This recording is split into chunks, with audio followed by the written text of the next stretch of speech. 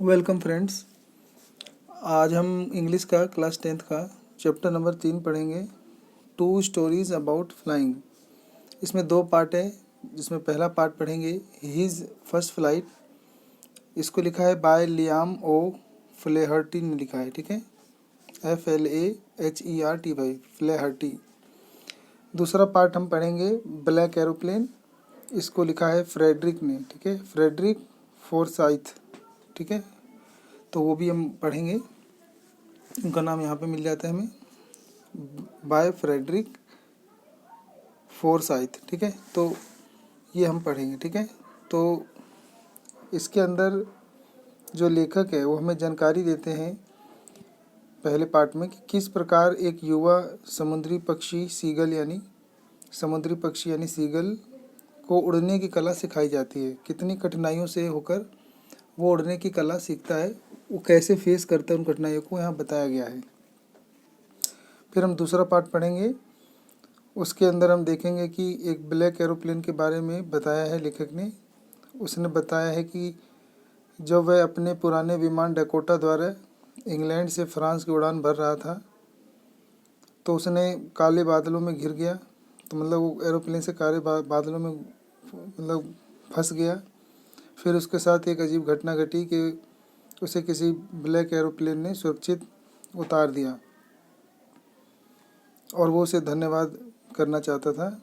तो इसमें हमें ये सिखाया गया है कि हमें ये सीखना चाहिए कि धैर्य और परिश्रम हमारी सफलता के लिए बहुत ज़रूरी हैं, ठीक है।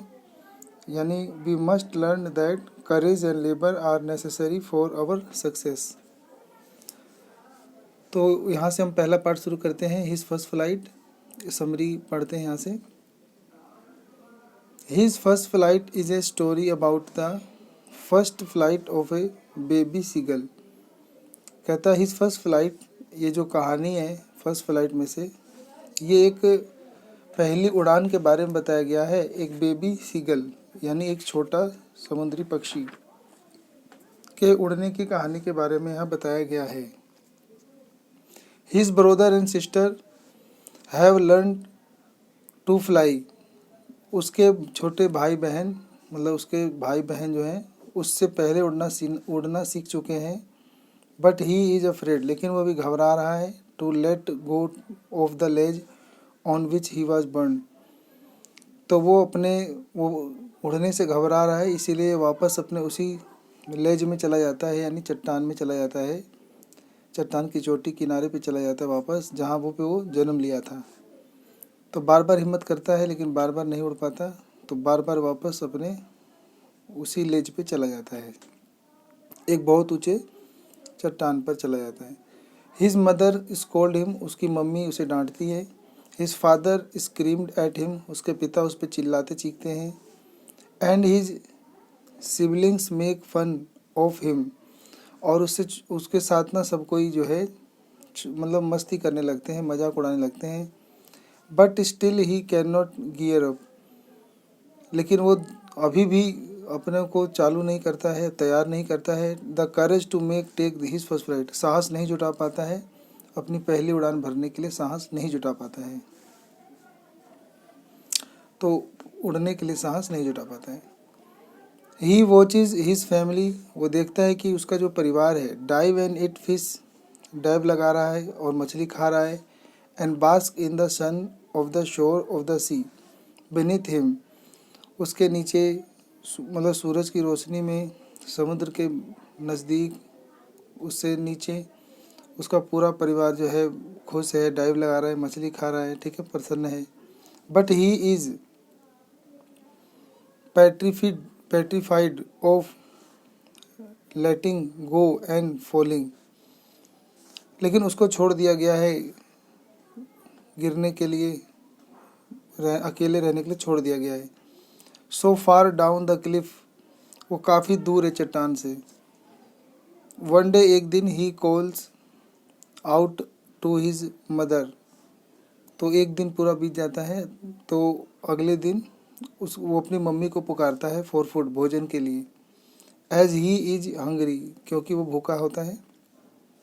She flies up towards him with a piece of fish, इसी यहाँ उसकी माँ के लिए जो है, उसकी माँ जो है एक मछली का टुकड़ा लिए हुए चोंच में उसकी ओर आती है, but stop just short and wait, लेकिन वो ना थोड़ी देर पहले ही रुक जाती है और उसका वेट करने लगती है कि वो भी मतलब आगे आए मछली लेने के लिए। मैंडेड विद हंगर, भूख से व्याकुल पागल होकर, द यंग शीगल सूप्ड डाउन, तो भूख से पागल होकर जो छोटा समुद्री पक्षी था वो छलांग लगा देता है, एंड स्टार्ट्स टू फ्लाई, और नीचे गिर के उड़ने लगता है, समझ लो।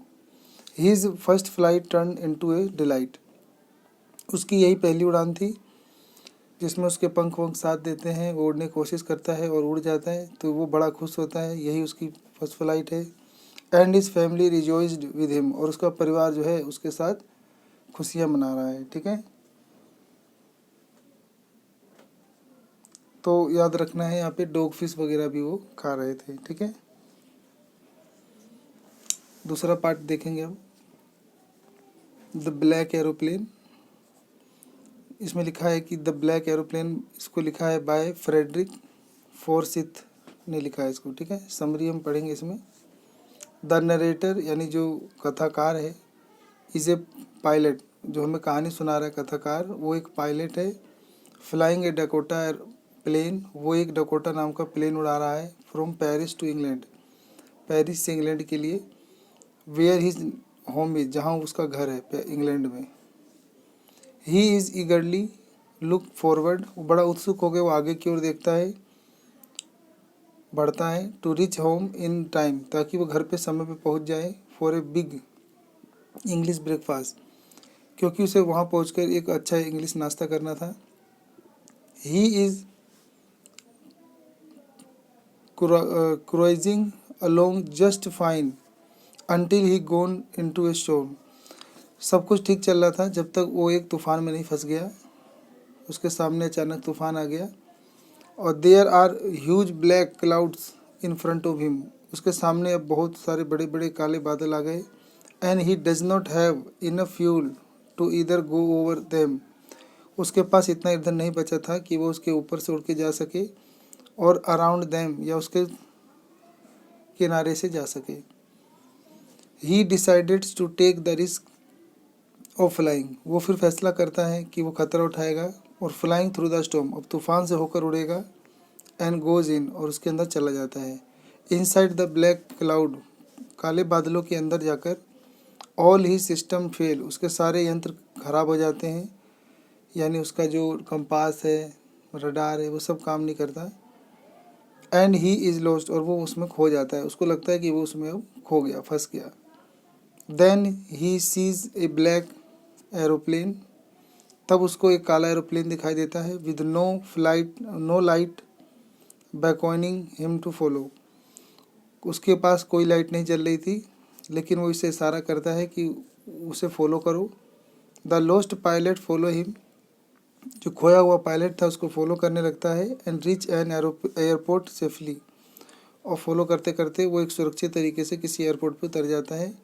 और here on inquiry about the black aeroplane, फिर वो जब ब्लैक एरोप्लेन की इंक्वायरी करने जाता है, जांच पड़ताल करने जाता है एयरपोर्ट के रिसिप्शनिस्ट से, तो ही रियलाइजेज दैट, उसे प्रतीत होता है और बताया जाता है कि no one else has seen in a plane, किसी ने भी किसी दूसरे प्लेन को नहीं देखा है। And it is the nowhere to be seen, बस यहाँ पे तुम ही दिखाई दे रहे थे उड़ते हुए, और कोई दिखाई नहीं दे रहा है, तो ये उसे पता चलता है। तो ये हमारा दूसरा पार्ट भी यहाँ पे ख़त्म हो जाता है। तो ये थी हमारे इस पार्ट की समरी।